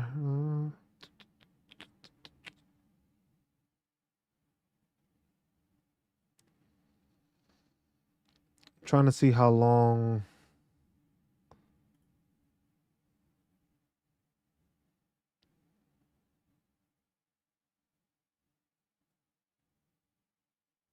Because it depends. Because it depends when you were there. Because remember, the post 9/11 GI Bill was basically created after 9/11. So if it was done prior to that, you have to see what it is and you have to apply for it. Now, the thing is like I said, now it's looking into it because you got to remember, this is something that's changed. But at the same time, that's where I say that the whole me giving y'all on the website who your congressmen and women are, that's where you use that information. It's like, hey, I'm a service member. I see how this changed. It was just like, this affects me, but I still can't use it. Is there any way to do that? And then you see what it is. Because then you got to remember, us as veterans coming together and putting this into writing and talking about this is what causes these changes. We start reaching out to these people in groups, not just onesies and twosies, but thousands of veterans coming together and saying like, hey, we want to see this change. It's just like, look, I served in the military. My GI Bill should never expire. That's how I feel. Is that how it is? No. But the only way something like that would happen would be is like, hey, we would have to come together as veterans and start talking about these issues and putting that together. So it's just like, okay, you know what? He got a point there. Maybe our shit shouldn't expire. But the only way to do that is just by putting that together. If you don't put that together, you ain't gonna get nowhere with it. So that's something to think about.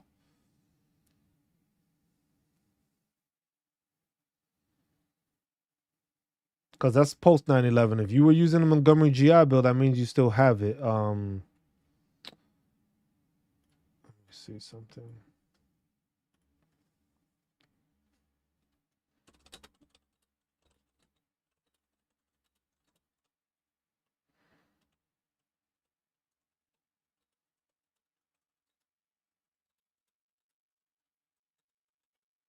Because that's the thing. That's the one thing that people, these are things that are important that people need to use, have to take advantage of.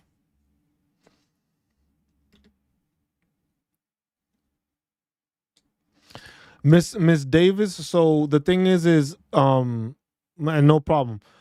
What you want to do is if you are not, like, let's say you don't have your GI Bill or maybe it expired or you can't use it, look into the Veteran Readiness and Employment program.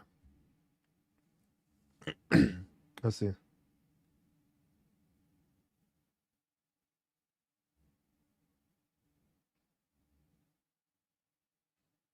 So, quick summary. I just looked this up real quick. I still have to do a deeper dive, but this is just like asking real quick. So,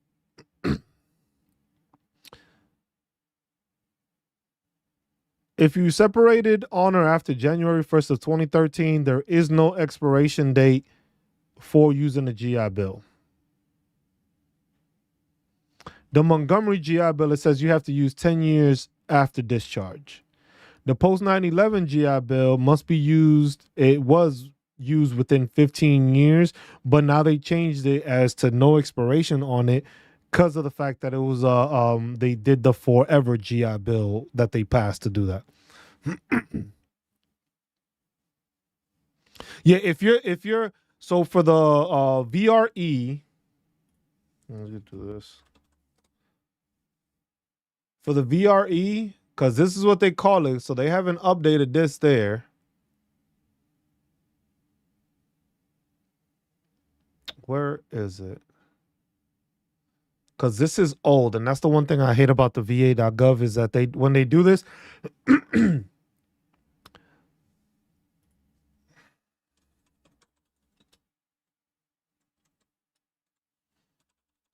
website doesn't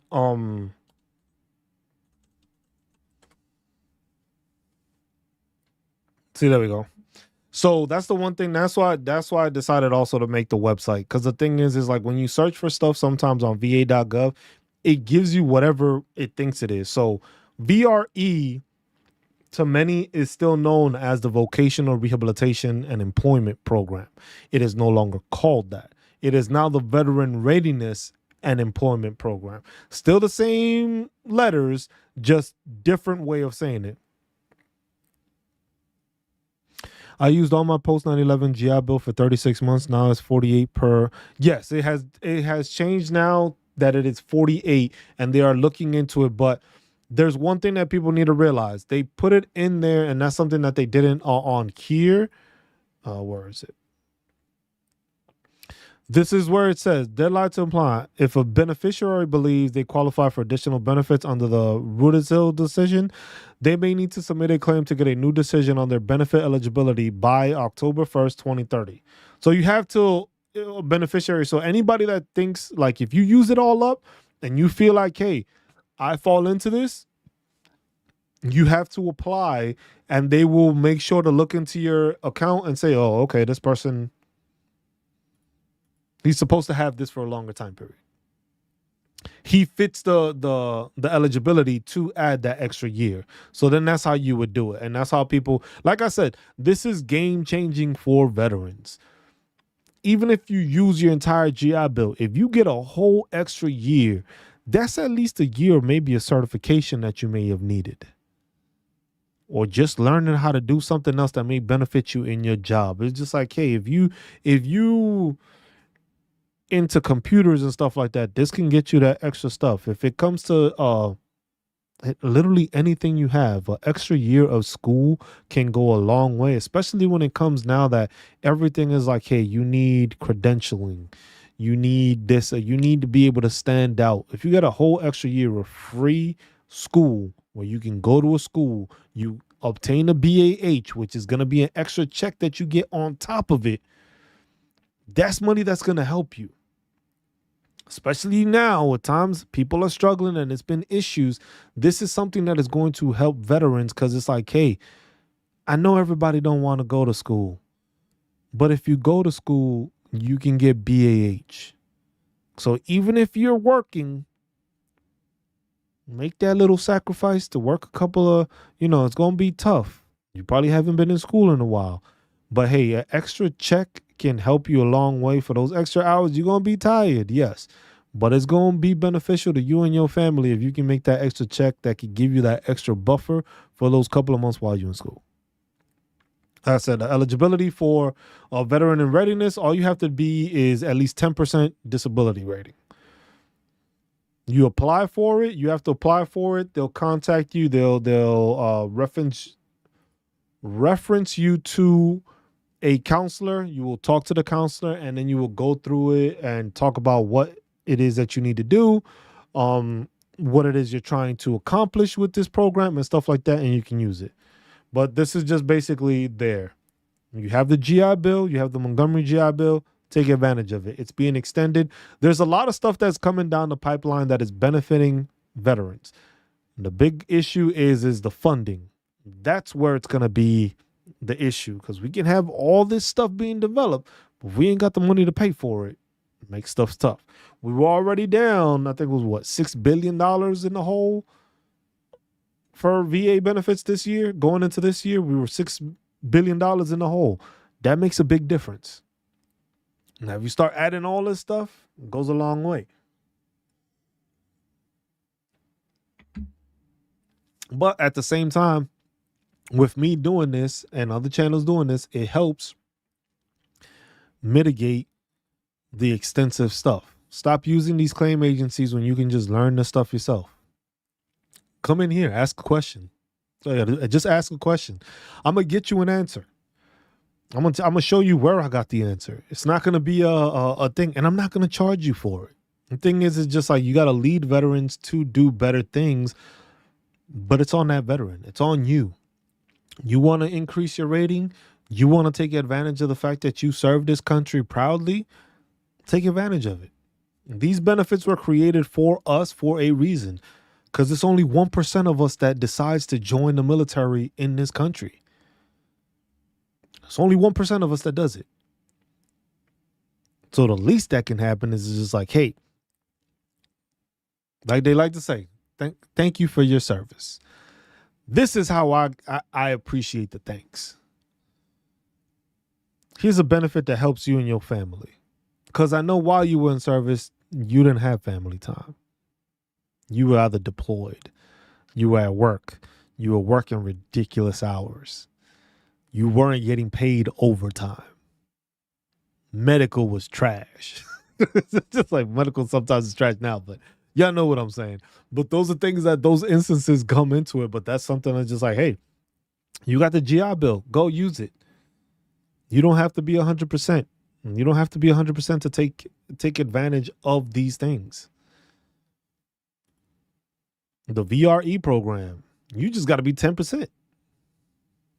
You didn't receive a dishonorable. and you have a service-connected disability rating of at least 10%. Now, I know that if you file for a disability claim and you are a veteran and you file for tinnitus, 10%. Now you can go and get yourself an education.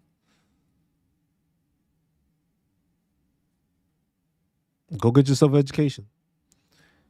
Go get yourself something that'll help you stand out, something that'll help you earn, stuff like that. Just something as simple as that.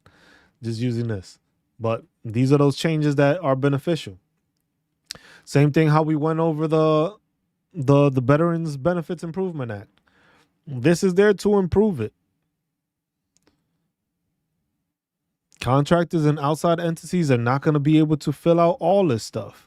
Because like I said, it's kind of hard when you're filling out all this documentation and everybody got the same documentation. If everybody sees the same damn doctor, but that same doctor has diagnosed with everything possible in the CFR, is this really that well versed of a doctor? Because he should be working elsewhere if that's the case. If he's able to diagnose you with everything from head to toe, that doctor should be elsewhere. We need this guy at the head of the damn department if that's the case. But if people are not doing that, and like I said, the DBQs are important. Nexus letters are important. Like I said, this is all going to be on the website. VA forms, you can just click on it and it gives you the links. All you got to do is hit download and it'll give you the link to whatever VA form is on here. And as we keep on going and finding more, because I show you this, I'm gonna show you what it is to do this on VA.gov. Find a VA form. I'll make this smaller. It's the only thing. I gotta find a way to make it smaller on. Find a VA form. Enter a keyword, form name, or number. Most people have no damn idea what the hell they're looking for when it comes to filing a VA form. It gives you the simple ones. File a disability claim. That one's simple, but you could just go through the front part and do it that way. Apply for the GI Bill and other education benefits. There you go, 2 forms. Apply for VA healthcare. This form. But if you don't know what you're looking for, you got to know at least the name, some keyword, and put it in there, or the exact number. There's no actual directory for it, which always seemed to confuse me. It's just like, why is this not more available? Now, if you go to the website, I'll tell you what it is, form number. Form number. On the bottom is what it is. Download. Opens up another thing.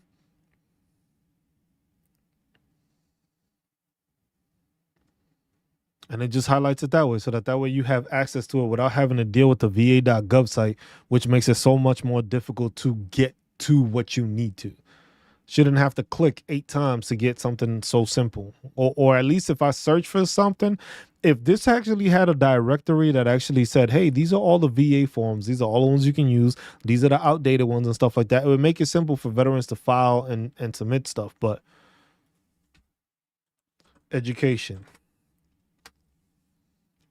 gives you 17 different things. This one, induction program, when it got revised, it gives you a listing of the stuff, but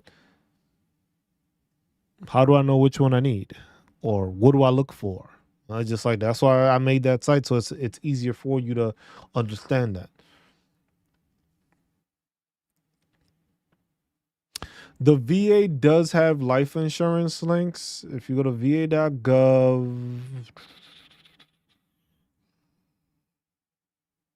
you have to search for that. Let's see if I can find it.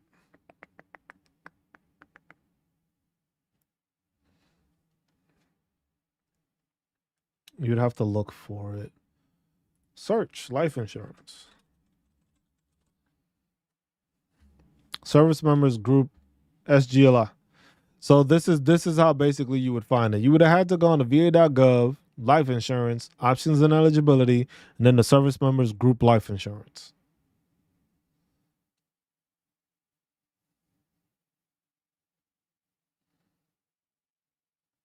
And then for $500,000 in coverage, it's $30 a month. So what kind of life insurance benefits can the SGLI get? Coverage up to the top limit of 500,000. 120 days of free coverage from the date you leave the military, which most people, that's long gone. Extension of free coverage for up to 2 years if you're totally disabled when you leave the military. Part-time coverage, and that's there. I'll give you the link to this. So you have that there. And you can just search around through there. But stuff like that, this is stuff that I don't want to say I'm going to make another va.gov because I don't want it to be overwhelming with information, but this is the stuff that, most veterans look for. VA forms, the DBQs, stuff like that. Most of the time, it depends because a lot of these programs, and then that's the thing. With a lot of the programs that are now in place, a lot of these programs are now coming out, and it's not. A lot of these programs are new. A lot of these programs are being implemented. A lot of this has to do with with our congressional representation, our veteran affair, our Senate affairs committee, our House affairs committee for veteran affairs, veteran relations, and stuff like that. There's pushes by the American Legion, the Veteran of Foreign Wars, the VFWs, two organizations that are, I wouldn't say partnered, but in certain aspects are partnered with the government that work with them. These are organizations that I believe for the American Legion, I think it's like $45 $45. I'm not sure if it's for the year or for a month or something like that, but it's stuff that it offers you benefits. So it's not like these other agencies where it's like, yeah, we're going to help you file a disability claim and then we're going to take a whole bunch of your back pay and then that's it. You don't get any more assistance from them. You're done. They made their money. You got your 100%. Be on your way. All these other entities like the BFW, the American Legion, Disabled American Veterans, the Gary Sinise Foundation, the Wounded Warrior Project, all these entities, and that's another part of the website that we're working on also, is basically veteran organizations. What I would like to do is I would like to have a section where we're going to make a community. It's going to be like a community section where it's going to be like, hey, if you're a veteran that owns a veteran owned business, I want to make it so that we can actually interact with each other. Make it so that you can put your veteran information and your veteran stuff out there. That it might be that I might have to charge because it's going to be on the website. I still got to pay for the website, but that'll be like maybe like a $5 charge a month if you want to like advertise on the website. But at the same time, I want to make it that it's just like, hey, this is a community forum for veteran owned businesses. So like, let's say, hey, if you're a veteran that works on, maybe you have a construction company or something like that. I want to be able to separate it out and put that in state benefits. So each state will show up like, hey, in my state, what are veteran owned businesses? Because that's not something that gets covered a lot. That's not something that gets highlighted a lot. What are veteran owned businesses within my state? So in the state of Texas, that shit is going to take forever. But at the same time, if people reach out and they put that information there, now I can put that as just like, hey, veteran owned businesses, and I can have a rundown on it, and people can go and click on it, on the link, and check out what you have to offer. So that way, hey, you want to support veterans? Here's the veteran's own business. This is something that is owned by a veteran. This is created or crafted or made by a veteran. If you want to support them that way, you can go ahead and do it that way. Instead of it being that you don't find it, because the thing is these larger organizations are multi-billion dollar. I would say the American Legion is probably billions of dollars. A regular veteran is not going to compete with the American Legion.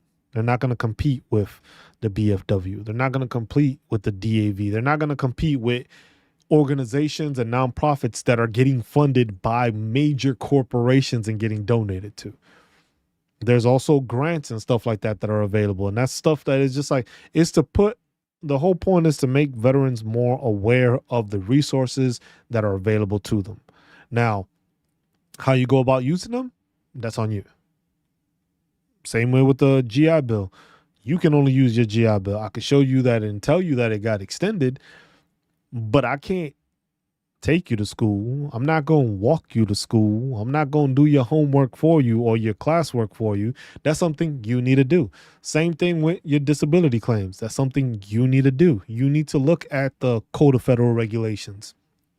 See what your disability claims are. See what you can file for an increase. See what you actually have as a secondary. You have to figure that out and see what it is. I can show you what the resources are, but you still have to do the heavy lifting. You still have to get the documentation. You still have to get the imagery, all that stuff. I can't do that for you. You're the only one that can vouch for yourself, and you're the only one that knows how to do that. And that's how you have to make sure you establish that. Like I said, if you have a disability claim and you're about to file, make sure you are educating yourself so you are not being taken advantage of. Some of these corporations, that's what they do. If you're talking to an attorney or a lawyer and stuff like that, that's different. Why? Because those people will lose their licensing. There's a difference there. When you're talking to an actual attorney, that is an attorney. This is a lawful, like, certified person. When you're talking to one of these claim agencies and stuff like that, none of these people have certification. I'm not certified. I was looking into becoming a VA accredited. That's what I was going to say. I was going to do that. Then I looked at it and just like, you know what? I can't even charge people to do that. And I can't use the Veterans Awareness Project as an entity to do that. And that's the thing. The problem is that a lot of the times we have VSOs. We have that stuff. All of them are not great. That's the one thing we need to understand. How great are you at taking care of yourself? I don't give a fuck about the other entities. How great are you vouching for yourself? Like, yes, it's easy to pay the money to get somebody to vouch to you and do the stuff. How hard are you working to make sure that that goes smoothly? Are you educating yourself on the stuff that you may need? Because you got to remember, some people, it's just like, hey, you going to pay them? They're going to give you what you paying for. Some entities are just going to be like, you know what? We're going to go above and beyond. And you're going to be like, damn, this was amazing. And some are just going to be like, hey, you paid me $1,200. You get $1,200 worth of shit.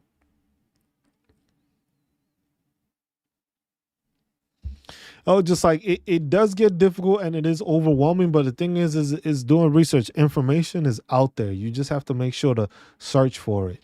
Like, look, before I got my 100% P&T, I did the BDD program, the Benefits Delivery by Discharge, and I got my stuff done while in service. But I was watching. I knew a year out, hey, I'm getting out. I started watching. Who was it? Combat Craig. that was the one I started watching. I was just watching videos. I was just educating myself. It was just like, oh, this is how you file. This is what things are. This is Code of Federal Regulations. And then I started looking into it. I was just like, oh, okay.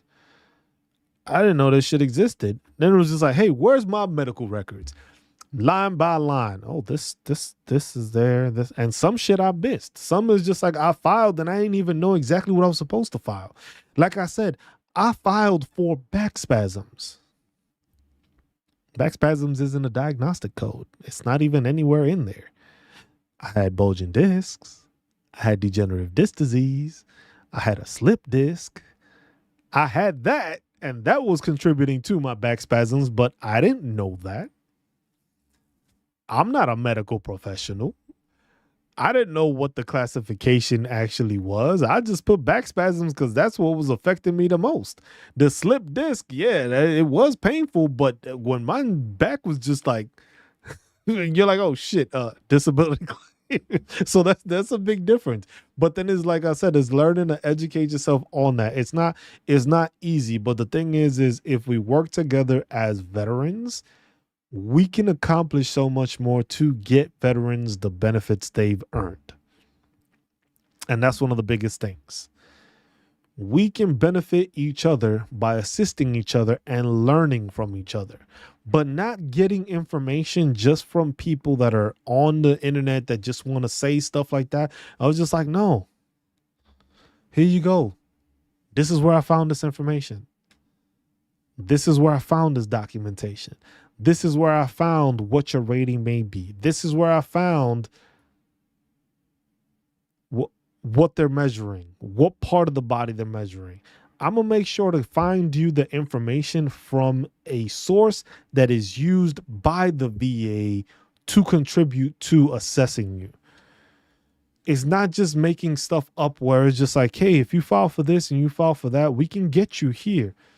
Things like that get veterans into trouble. Because the thing is then some veterans feel like, hey, we need to falsify or we need to commit fraud in order to get to a certain percentage. For some, it's just as simple as you knowing what the CFR says and knowing what you fall into, what the criteria is, what the documentation is.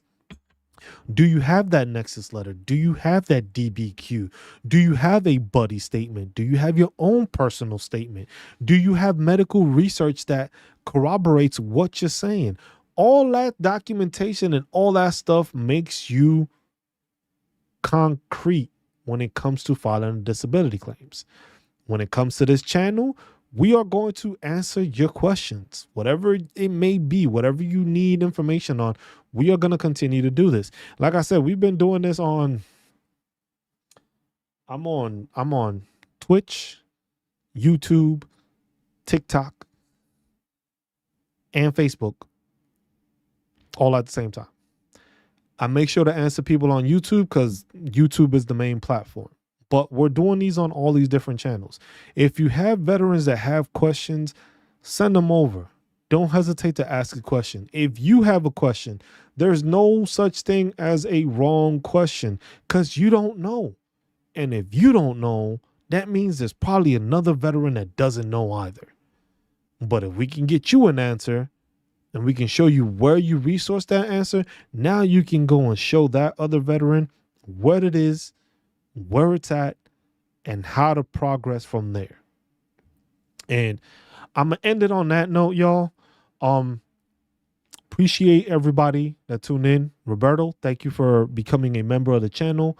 Chris, congratulations again on becoming 100% PNT, and thank you for the donation and the super chat. Roberto, also thank you for the jewels. I guess the jewels is the new thing that's going through YouTube. Appreciate that. Anything that goes towards this is, like I said, this always works towards helping veterans, building up that website, developing it better, making it smoother, making it easier for veterans to obtain information and get the general consensus of what we need to do to get better, and providing people information like, hey, learning about the veterans bills, all the acts, all the stuff being proposed, all the changes coming in that will affect us going forward. Not, like I said, not only us, but veterans across the board. Annette, thank you as always for stopping by. Everybody that's a member, everybody that's donated, everybody that's taking the time to ask questions. Because remember, y'all help me learn stuff, and I'm trying to educate y'all. So it's an interaction, and I want to continue that with us veterans. We have to do that more often. Instead of bickering amongst each other, we need to make sure we're coming together to get answers to each other and helping us develop into what we need to be as successful veterans outside our time of the military. Good luck on the appointment, Gabriel. Like I said, look at the CFR, see what's in there, see what they're going to ask. Because remember, when it comes to examinations, they're going to ask you questions. The more documentation and the more concrete your stuff is, the less questions they ask you. It's not that they don't care, but veterans need to realize this. If your documentation and your imagery and your file is so concrete, I don't need to ask you too much. You got migraines, you got a pattern, you got the coach thing, you got the medication, you got the diagnosis, you got all this. I don't need to ask you. All I need to ask you is how many times do you get those headaches? How bad do they get? Do they knock you out? Stuff like that. And that's it. Next topic. But if I'm not sure of what I'm looking at, I'm gonna ask you, I'm gonna end up like, well, I feel like 50 Cent, 21 questions to figure out what the hell is going on so that I know I fill this out. It's correct. Oh, for vertigo. Shit. I hated having that. It was one of the worst experiences ever. But I said this is what we do. We do this every Sunday. Shorts are up every Wednesday. We have shorts, just tidbit information, just putting that out there. As we go, we're gonna have another stream sometime during the afternoon. We are going to be doing some gaming also. So veterans that want to game, we'll develop that also. Try to find different games and stuff like that so we can have like little community nights and stuff like that for members and for just people that want to game. Website is up. Check it out. vetawarenessproject.com. Check it out. Like I said, leave comments in these videos. Make sure to leave comments. Make sure to leave suggestions. Let me know what it is y'all thinking, what it is y'all may need more information for. It may take some time for me to get it onto the website, but at least I know this is something that is viable and can help you veterans be better and be better prepared. As always, take care of one another. Be good to one another. Look out for one another. And love one another, and stay marvelous while doing it, y'all. I'm just Cruz. This is the Veteran Awareness Project. I appreciate y'all for tuning in. We will see you next Sunday, 12 noon, without fail, as long as there's no crazy snowstorm or blizzard that might knock out power. I appreciate y'all for tuning in. I appreciate all the support. Let's continue to support each other and continue supporting veterans. Push this out to your veteran friends. Let them know what's going on, and let's help each other. I'm just Cruz. I'm signing out. I'll check you on the next one. Peace.